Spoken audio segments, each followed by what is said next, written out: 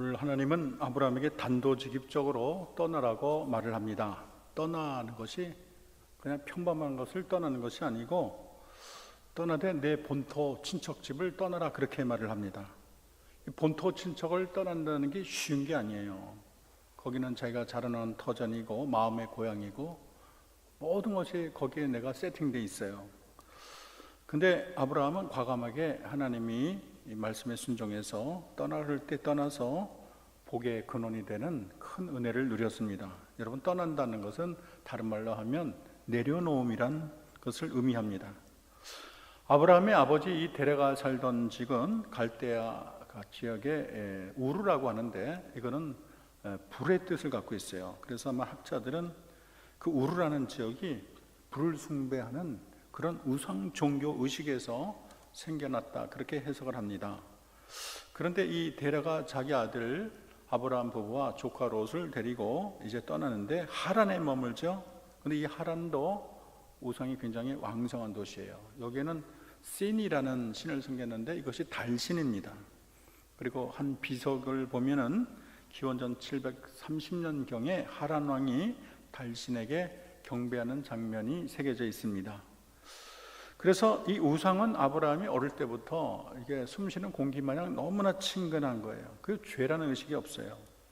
근데 하나님은 아브라함에게 너는 친척을 내려놔라, 아비를 내려놔라, 너희 삶의 터전을 이제는 내려놔라, 내 영혼의 발목을 잡고 있는 우상을 내려놔라 그렇게 말을 하고 있어요.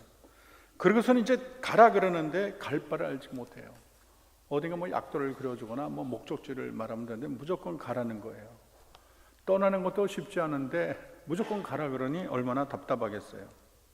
근데 잘 생각하면 믿음이란 그런 것입니다. 믿음이란 것은 나의 상식을 내려놓고 내 계획을 내려놓는 거예요. 미래를 몰라요. 하나님께 펼쳐가는 거, 하나님만 믿는 거예요. 전적으로 내 삶을 하나님께 맡기는 것입니다.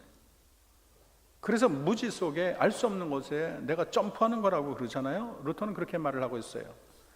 믿음은 내 인생을 하나님께 거는 거고 상식을 줬고 내 모든 지혜를 하나님께 의탁하는 거예요. 또 세상에 주는 평안을 줬고 주님께 내 인생을 맡기는 것입니다. 죄송합니다. 이게 무슨 소리야? 이거 내려놓겠습니다. 내려놨어요. 전에 한번 그런 적이 있어서 얼마나 혼났는지. 근데 어떤 목사님이 아이 방을 탁 열었더니 열자마자 아이가 점프하는 거예요. 근데 이제 반사적으로 탁 잡았는데 하여간 야단쳤어요. 너 아빠를 그렇게 믿으면 어떡해? 너 아빠 못 잡으면 너 이만 다리 부러지는 거야. 머리 깨지는 거야. 어떻게 아빠한테 말도 하고 그렇게 점프할 수가 있어? 그렇게 야단을 쳤는데 가만히 생각해 보니까 이 아들은 언제든지 내가 점프하면 우리 아빠는 나를 받아주는 사람 그렇게 있는 거예요. 또 믿음으로 보면 얼마나 대단합니까? 여러분, 믿음이 그래요. 내 인생을 송두리째 하나님께 맡기는 거예요. 내일도 맡기고 미래도 맡기고 몸도 삶도 영혼도 다 맡기는 거예요. 우리 뭐 죽고 나면 천국이 있다 그러지만 우리가 솔직히 가본 건 아니잖아요. 창세전에 뭐 하나님이 창조했다는데 여러분이 뭐 거기에 관찰자 입장으로 가서 다 본 것은 아니잖아요. 성경에 기록된 인물들을 내가 막 만나거나 리포팅한 것도 아닌데 그거 의심하려면 끝이 없고 믿지 않으려면 끝이 없는데 그거 다 믿는 거예요. 그게 믿음입니다. 참된 믿음은 내려놓는 데서 시작합니다. 여러분, 세상의 끈을 다 잡고는 주의를 못해요. 항상 뭐 주의를 시키면 이 핑계 저 핑계 죽을 때까지 묘지에 들어갈 때까지 핑계를 대. 세상 거 다 잡고는 죄를 할 수도 없고 그러므로 이 세상의 것이 나를 사로잡을 때 하나님은 내려놓아라 그렇게 말을 하는 거예요. 우리는 영적으로 마치 아가와 같아서 뭐 내려놓으면 뺏긴다고 생각을 해요. 그리고 선뜻 순종하지 못하고 오만 가지 생각을 다 하는 거예요. 그래도 하나님은 내려놓으라고 말을 합니다. 여러분, 기독교는 내려놓음의 종교예요. 기독교 핵심으로 들어가면 그 안에 내려놓음이 있어요. 이 세상에서 가장 먼저 내려놓으신 분은 인간이 아니라 하나님입니다. 하나님은 이 세상을 구원하기 위해서 창세전에 벌써 자기 아들을 바칠 것을 다 정하셨어요. 예수님이 인간 되기를 거부하고 하늘의 영광에 연연해하고 천사들의 찬양만 받고 싶고 고생하기 싫어하면 인류 구원은 수포로 돌아갔을 것입니다. 그리고 온 인류는 멸망으로 나가는 짐승과 하나 다를 바가 없어요. 근데 빌립보서에 보면 예수님이 자기를 비워 종의 형체가 됐다고 하잖아요. 그건 마땅한 권리를 포기하는 거예요. 하늘 보좌를 내려놓고 영광을 내려놓고 찬미를 내려놓고 권세를 내려놓는 거. 그게 바로 하나님이 여러분을 위해 하신 일입니다. 그리고 이 십자가는 하나님의 내려놓음의 결정체라고 말을 할 수 있어요. 우주를 창조하신 하나님의 아들이 자신을 철저히 비우신 것, 깨지고 상한 백성을 품기 위해서 하나님이 마땅히 누려야 할 그런 영광과 존귀를 내려놓은 자리를 우리는 십자가라고 명명합니다. 영광의 하나님이 치욕의 하나님이 됐고, 존귀의 하나님이 보잘것없는 자가 됐고, 거룩한 하나님이 죄인의 하나님, 침뱉음을 당하는 그런 비천한 인간이 됐어요. 천사들의 찬송을 받을 자가 철저히 조롱과 야유와 멸시를 견디게 됐습니다. 그래서 저는 십자가는 하나님의 기득권이 그렇게 못 박힌 곳이다, 그렇게 생각을 합니다. 만왕의 왕으로서 기득권을 못 받고 땅과 하늘의 권세자로 기득권을 못 바꾼 곳입니다. 그런데 하나님의 내려놓음의 결과는 말로 다 할 수 없어요. 모든 이름 위에 뛰어난 이름을 주셨다 그러고, 또 마땅히 지옥 갈 수밖에 잃어버린 영혼들을 하나님이 다 건지셨어요. 만민의 마음에 영원히 찬양받으실 하나님의 이름을 새겨놓은 것입니다. 저는 하나님이 먼저 내려놓은 것처럼 하나님을 섬기는 우리들도 하나님 앞에 내려놔야 될 줄로 믿습니다. 우리가 무엇을 내려놔야 될까요? 첫째는 나의 옛사람을 내려놔야 됩니다. 왜냐하면 내 옛사람이 죽어야 새 사람이 사는 거예요. 내 옛사람이 펄펄 살아있으면 나는 옛사람에게 질질 끌려가는 그런 사람이 됩니다. 그 인생은 비참한 거예요. 보리새우라고 있는데, 보리새우는 우리가 맛있게 먹는 새우예요. 근데 한 번에 70만 개 알을 낳는대요. 근데 이 보리새우는 자라면서 12번의 변태 과정, 껍질을 벗겨내는 과정을 거듭합니다. 그러니까 이 껍질을 벗을 때마다 얼마나 힘들겠어요. 근데 새로운 껍질을 입어야 되는 이 보리새우의 몸부림은 참 가엾게 그지가 없어요. 근데 이 힘겨운 과정을 거치지 않으면 자기 옛 껍질에 갇혀서 죽고 만다는 거예요. 우리 인간도 마찬가지인데, 나도 모르는 사이에 내 안에 고집이나 방종이나 이기심, 자기중심의 사고, 이런 죄성이 굳은 껍질이 돼서 나를 자라지 못하게 하는 거예요. 우리는 나의 옛 껍질을 항상 벗어버려야 됩니다. 나를 짓누르고 주님의 일을 못하게 하고 새 사람을 입지 못하게 하는 교만과 혈기와 자랑과 고집, 이런 거 다 벗어버려야 돼요. 우리는 사랑과 온유와 겸손이라는 새 사람을 입어야 될 것입니다. 그리고 우리가 또 벗어야 될 것은 나의 쓴뿌리와 상처라고 말할 수가 있어요. 제가 옛날에 TV를 봤는데 어떤 좀 약간 문제가 있는 그런 어른이신데, 왜 그럴까? 제 심리를 이렇게 면담을 했더니 마음에 상처가 있다는 거예요. 그래서 극을 만드는데, 이분이 어렸을 때 아버지로부터 너무 이렇게 억압을 받고 폭력을 당하고 쩔쩔맸고 그렇게 살았다 그래요. 그래서 그때 역할극을 하는데 아들이 되고 거기 인도하는 분이 아버지가 돼서 막 매를 때니까 그 다 큰 어린이 애기처럼 잘못했어, 아빠 잘못했어요. 아니 그 가짜로 하는데도 이게 진짜처럼 어쩔 줄 모르고 그때 그 이미지가 마음에 새겨졌는지 하여간 통곡을 하면서 아빠 뭐 이러는 다 큰 어른이. 야, 그래서 이 마음의 쓴뿌리와 상처가 대단하구나. 어렸을 때 학교에서 왕따를 당하거나 이런 학생은 그 상처가 본인은 모르는데 수십 년 가는 경우도 있어요. 우리 오래전에 작고하신 우리 외삼촌이 있는데 굉장히 보수적인 신앙을 가졌습니다. 근데 이제 종교가 물론 우리 기독교이긴 하지만 옛날에 일제 신사참배를 거부했죠. 그러고 나서는 우리가 이제 해방이 되니까 신사참배 대부분 다 거기에 절했잖아요. 그러니까 기존의 모든 당은 마귀당이라고 그랬어요.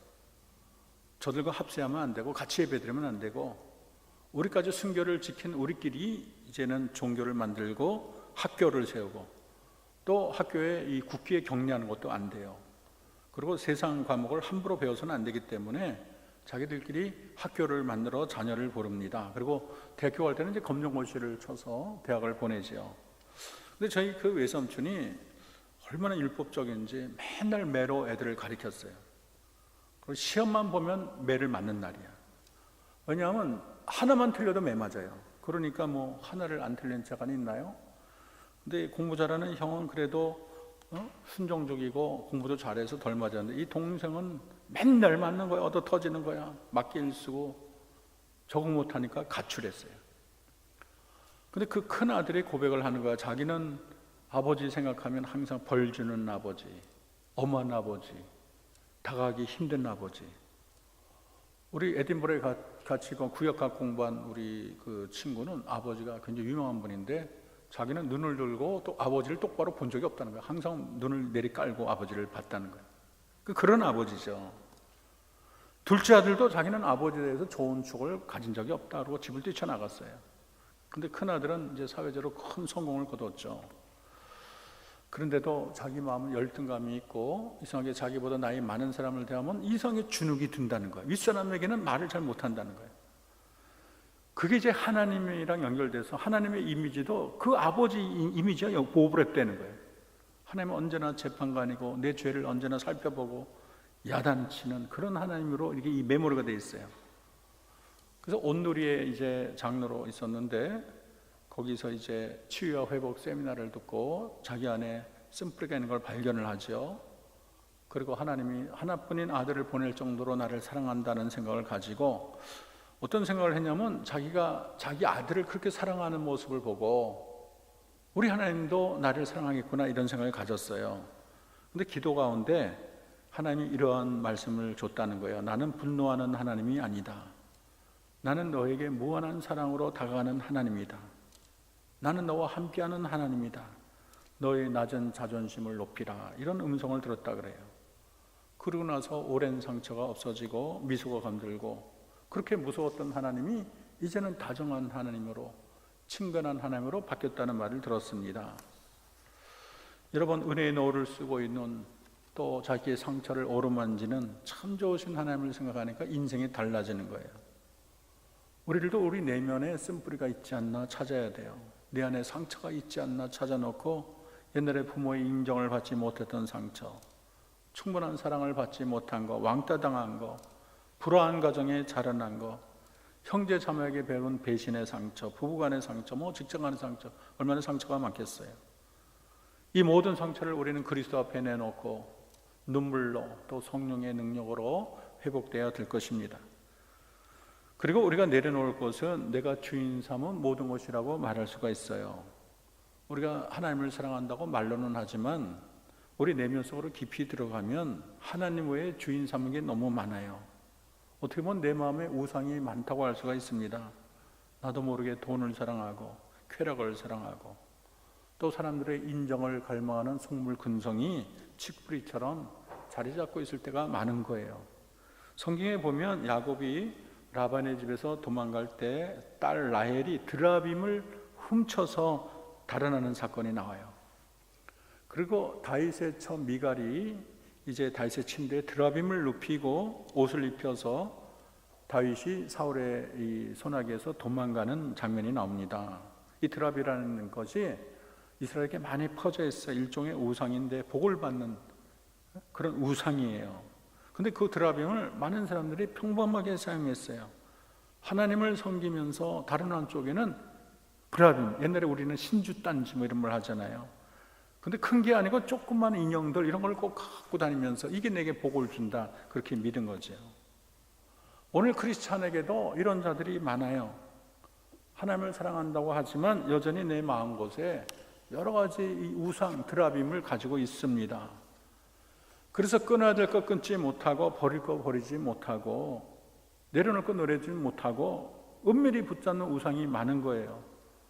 술과 담배를 여전히 즐기는 친구도 있고 음란과 후색을 몰래 즐기는 사람도 있고 또 불나방처럼 쾌락 속으로 뛰어드는 청년도 있습니다. 돈 욕심이 많고 인정 욕심이 많고 하나님은 그것까지 끊으라는 거예요. 내가 남모르게 살며시 타협하는 그 죄악마저 하나님은 끊으라고 명령하고 계십니다. 그리고 이 세상에 하나님보다 사랑하는 건 우상이라고 말을 하고 있어요. 여러분, 아브라함이 100세 때 아들을 낳았으니까 얼마나 이쁘겠어요. 이 세상에 제일 이쁜 자식은 손자 같은 자식이 제일 이쁘대. 그래서 늦둥이를 낳으면 땡 치면 집에 가는 거야. 너무 아기가 보고 싶어가지고. 근데 이게 애를 못 낳다가 100세에 낳았으니 얼마나 이쁘겠어. 이리 보아도 내 사랑, 저리 보아도 내 사랑. 근데 하나님이 보니까 우상이 된 거예요. 본인은 잘 몰라 이게 우상인지. 왜냐하면 부모가 자식 사랑하는 거 당연하고, 그거 뭐 인지상정 아닌가? 당연한 거지. 당연한 거 하는데 그게 왜 우상이냐? 근데 하나님은 우리 인간의 마음을 보기 때문에 우상인 걸 정확히 아셔요. 아무리 좋은 것도 선한 것도 우리가 하나님보다 더 사랑한다면 우상이란 걸 알아야 됩니다. 저희 어머님이 마지막 기도하실 때 저런 얘기를 하는데요. 우리 하나님이 뭐라고 하면 네 아들이 우상이다. 저보고 우상이라는 거예요. 저희 어머님이 저를 몹시 사랑해서 제가 맨날 우리 어머니 아플 때 등도 물러주시고 하여간 우리 어머니를 몹시 따랐습니다. 근데 마지막 우리 어머니에게 하나님 하신 말씀, 네 아들이 우상이다. 그런 얘기를 제가 들은 적이 있습니다. 우리가 구원받기 가장 어려운 것은 자기의라는 우상이에요. 우리 내면 깊은 곳에는 자기의라는 그런 뱀이 또아리를 틀고 있어요. 내가 의로와서 구원받은 거야. 내가 기도를 얼마 하는 줄 알아. 내가 구제도 많이 하고 우리 교회에서 내가 첫 번째야. 효자면 나지. 봉사도 1등이야. 내가 훌륭해서 이 자리에 있는 거야. 이게 은근히 자기를 이렇게 내세우는 거, 이런 게 자기가 되는 거예요. 우리는 사실 하나님보다 믿는 구석이 있어서는 안 되겠습니다. 하나님보다 높일 것도 있어서는 안 되고요. 우리 십자가보다 자랑하는 것이 있어서는 안 되겠어요. 그런 것이 있다면 우리 십자가라는 망치로 다 부숴버려야 되는 것입니다. 성경의 위인들을 보면 한결같이 내려놓을 줄 아는 자였어요. 룻은 자기가 돌아갈 고향도 있고 또 섬길 신도 있지만 다 내려놓고 시어머니, 어머니가 섬기는 하나님이 나의 하나님입니다. 그렇게 얘기를 했어요. 다니엘의 세 친구는 출세의 길이 활짝 열어 있는데 왕의 진미만 먹게 하면 모든 게 만사형통인데 그 모든 것을 다 거부하고 다니엘은 뜻을 정해서 왕의 음식과 마시는 포도주로 자기를 더럽히지 않았습니다. 바울도 그 당시에 로마 시민권을 가지고 있으면 대단한 존재인데도 그 모든 것을 분토같이 다 버리고 십자가만 바라보고 오직 주님 주신 사명을 위해 최선을 다했어요. 그들은 현실 타협이라는 그런 상식의 소리를 내려놓고 출세의 유혹을 다 버리고 하늘을 향해 가는데 모든 장애물을 다 집어 던졌습니다. 그리고 하나님보다 사랑하는 건 과감하게 던졌어요. 주님 한 분만으로 만족한 거예요. 우리가 내려놓을 때 축복은 이루 말할 수가 없습니다. 아브라함이 모든 것을 내려놓고 주님을 따랐더니 복의 근원이 되는 최고의 복을 얻었어요. 믿음의 조상이 됐어요. 우리도 내려놓을 때 우리가 예상치 못한 크고 놀라운 복이 우리에게 준비되어 있다는 걸 알아야 합니다. 여러분, 먼저 우리가 내려놓으면요, 하나님이 일하세요. 우리가 내 힘, 내 지혜 가지고 빨빨거리면 하나님은 팔짱 끼고 있어요. 한번 해볼 테면 해봐라 그래요. 그러나 하나님, 내 힘으로는 부족해요. 나는 지혜도 없어요. 능력도 없어요. 하나님, 제 힘으로는 안 돼요. 주님이 도와주셔야 돼요. 날마다 무릎 꿇고 하나님께 나가면 하나님이 그래, 네 힘으로 안 되겠니 하고 일어서셔서 우리 주님이 대신 일해 주십니다. 또 우리가 내려놓으면요, 채움의 역사가 있어요. 내려놓으면 다 빼앗길 것 같지만 그렇지 않아요. 하나님은 더 좋은 곳으로 채워주십니다. 너 내려놓기만 해라. 내가 채워주마 말하는 거예요. 하버드에서 박사학위를 받은 이영규 목사님이 내려놓음이라는 책을 썼어요. 안락한 미래의 모든 하버드를 졸업했으니까 얼마나 앞길이 열렸겠어요. 근데 자신의 삶을 내려놓음이라고 정리를 하고 몽골 선교사로 떠납니다. 근데 이제 그분의 책에 보면 이런 글이 있어요. 아들 동현이가 2살 때 함께 장난감 가게에 간 일이 있다. 동현이는 자신이 좋아하는 버즈 장난감을 2팔로 꼭 옮겨준 채 가게를 나오려고 했다. 그러나 그 장난감을 가지기 위해서는 계산대에 올려 점원이 바코드 판독기로 읽게 해야 됐다. 그래서 점원이 동현이 팔에서 장난감을 넘겨받으려고 할 때 동현은 울면서 장난감을 꼭 준 채 내려놓으려고 하지 않았다. 장난감이 진짜 자기 것이 되려면 잠시 계산대에 내려놓아야 되는데 그걸 몰랐던 것이다. 동이는 장난감을 아는 채로 계산대 위에 올라가야 됐다. 우리에 대한 영적 선물도 마찬가지다. 우리가 내려놓기 전에는 진정한 것을 얻을 수 없다, 그렇게 말을 했어요. 우리는 영적인 아기처럼 내려놓으면 모든 것이 빼앗긴다고 생각을 합니다. 그래서 더 움켜쥐려고 하지만 그렇게 돼서는 좋은 것을 누릴 수가 없습니다. 여러분, 더 큰 것을 가질 때는 과감히 내려놓을 줄 알아야 돼요. 참된 소유를 위해서 일시적인 걸 내려놓을 줄 알아야 되고, 또 하늘의 것을 얻기 위해서 땅의 것을 내려놓을 줄 알아야 되는 것입니다. 그래서 이 내려놓음은 채우심으로 가는 첫걸음이에요. 우리 하나님은 채우기를 원하세요. 세상의 즐거움 대신에 하나님의 하늘의 즐거움을 누려라. 세상 욕망 별거 아니다. 하늘 욕망, 거룩한 욕망으로 채워라. 세상의 모든 것을 버리고 하나님 한 분으로 만족할 줄 알아라. 내가 너의 영원한 생수다. 참된 안식은 내게 있다. 너 세상에 무엇을 소유하기보다 너는 하나님을 소유하라. 세상의 상급보다 내가 너의 상급이라는 걸 알아라. 그렇게 말하는 분이 하나님이십니다. 여러분, 우리가 내려놓을 때 하나님은 우리를 더 새롭게 하십니다. 이 내려놓음의 궁극적인 이유는 변화에 있어요. 우리 하나님은 변화의 주인공이시고 바꾸는 그런 하나님이세요. 놀라운 지혜와 권능으로 바꾸시죠. 이런 다윗을 보면 그냥 목동이 지나지 않았지만 하나님이 변화시켜서 이스라엘의 진정한 왕 삼았습니다. 모세는 혈기도 많고 어떻게 보면은 참 하나님의 기준에 좀 미달한 사람이었는데, 무기력한 노인이었는데 하나님이 그를 변화시켜서 민족의 대인도자, 영도자로 삼았습니다. 옛날에 무디를 하나님께서 변화시켜서 100만 명을 전도하는 자로 삼았잖아요. 테레사가 얼마나 키 작고 볼품이 없어요. 그를 변화시켜 수많은 빈민들을 돌보는 은혜의 사역자로 삼았습니다. 근데 내가 가만히 있으면 변화시키지 않아요. 내가 하나님의 변화를 이기를 하려면 먼저 내려놔야 되는 거예요. 죄도 내려놓고, 욕망도 내려놓고, 혈기와 교만도 내려놓고, 내 지혜와 판단도 내려놓고, 인생의 붓을 하나님께 맡길 때 하나님이 내 인생을 멋있게 그려주는 것입니다. 옛날에 큰 재벌 할아버지가 길거리에 거지 소년을 양자로 삼았습니다. 그리고 집을 보여준 거예요. 대저택, 멋진 집, 방과 음식과 정원, 놀이터, 얼마나 눈이 빙빙 돌겠어요. 너무 좋은 거예요. 근데 그 주인 할아버지가 한 가지 말을 하는 거예요. 이 모든 것을 누리기 위해서 한 가지 조건이 있다. 먼저 더럽고 때 묻은 그 옷을 벗어서 그거를 씻고, 손과 발을 씻고 갈아입고 새 옷으로 갈아입는 거예요. 그래서 그 귀한 옷은 그냥 주어지는 것이 아니에요. 안드레센 동화에 나올 법한 그런 환상적인 아름다운 방에 넣어서 비단 이불에 누우려면 내 모든 옛 옷을 버려버리고 내 때를 다 씻어야 되는 것입니다. 거지 옷을 벗고 목욕할 때까지 예비된 근사한 환영 파티에 나갈 수가 없는 것입니다. 우리의 추하고 더러운 옛사람을 우리는 날마다 벗어 던져야겠습니다. 나를 위해 준비된 은혜의 새 옷을 입어야 되겠어요. 지금도 우리는 내려놓는 연습을 여러분 매일 하세요. 우리가 큐티를 하는데 큐티하는 것도 항상 큐티가 거울이에요. 이 거울에 비춰서 여기 묻은 곳은 없나, 머리가 흥크러지는 않나, 맨날 이렇게 다듬어야 되는 거잖아요. 큐티는 샤워라 그래요. 아침에 일어날 때 샤워를 하는 거예요.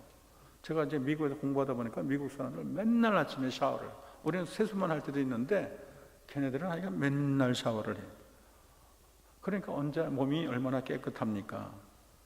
우리는 평생 부단히 내려놓는 게을리해서는 안 돼요. 지금도 하나님은 온 우주를 돌아보시며 겸손히 내려놓는 자를 찾고 계십니다. 그래서 그를 택하시고 입히시고 가꾸시는 거예요. 그의 신분과 처지에 안 봐요. 학벌이 뭐냐 따지지 않아요. 사실 출발점은 그렇게 중요하지 않습니다. 하나님은 높이기도 하고 낮추시는 하나님이에요. 중심을 보세요. 내 중심에 더러운 오물을 다 여러분 벗어버리고, 여러분 사슴이 시냇을 찾듯이 정결해진 내 마음에 주님 한 분만을 모시기를 바랍니다. 끝으로 내가 내려놓을 때 우리 주님이 내 길을 인도하십니다. 여러분 시편 37편 5, 6절, 내 길을 여호와께 맡기라. 그를 의지하면 그가 이루시고 내 일을 빛같이 나타내시며 내 공의를 정오의 빛같이 하리라 그랬어요.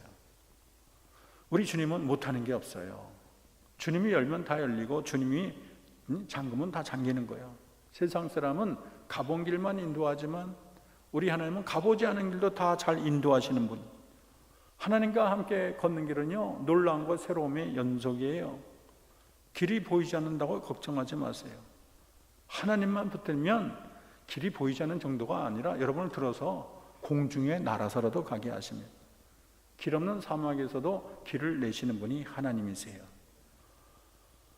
그 조영기 목사님이니까 어느 날 하나님이 뭘 보시냐면 네 인생의 앞날이 이렇다 그러면서 계곡도 보여주고 산도 보여주고 울었다는 거예요. 하나님, 저 산을 내가 어떻게 넘어갑니까? 저 계곡을 깊어서 어떻게 합니까? 막 하나님께 울었더니 걱정하지 말라 그러면서 하늘에서 트랙터가 내려오더니 부릉부릉 하더니 산을 깎으래. 그 흙으로 계곡을 메우더래. 그 뒤를 봤더니 세단차가 있는데 세단차 안을 봤더니 예수님과 자기랑 타고 있다는 거예요. 우리 하나님은 그런 분이세요. 산도 깎아버리고 계곡도 채우시는 하나님이세요. 여러분, 내려놓기만 합니다. 주님, 내 힘으로 안 돼요. 하나님, 내 죄를 회개합니다. 부족한 하나님, 제게 주님 오셔서 나를 운전해 주시고 다스려 주옵소서. 여러분, 내려놓음이 은혜의 언어고 천국 백성의 삶의 스타일이고 내려놓는 것이 여러분을 가장 행복하게 하는 길이라는 거 잊어서는 안 되겠습니다. 오늘 하루 종일 내가 내려놓을 것이 무엇인가? 내가 주님 나라와 의를 위해서 내가 힘쓸 것은 무엇인가? 여러분, 곰곰이 생각하고 여러분 인생의 참된 성공의 첫 단추를 잘 채우는 여러분 되기를 기도합니다. 기도합시다. 하나님, 우리는 너무 많은 것을 움켜쥐고 있습니다. 옛사람을 움켜쥐고 쓴뿌리와 상처를 움켜쥐고 세상 욕망을 쥐고 너무 믿는 구석이 많습니다. 내가 주인 삼을 모든 것을 내려놓게 하시고 비고비 임함에 주님 한 분만으로 만족하게 도와주옵소서. 하나님, 저는 지혜가 부족하니 주님의 지혜로, 저는 능력이 부족하니 주님의 능력으로 나를 채우사 하나님의 의의 길, 진리의 길, 주님의 기뻐하는 아들, 딸들이 다 되게 하옵소서. 예수님의 이름으로 기도합니다.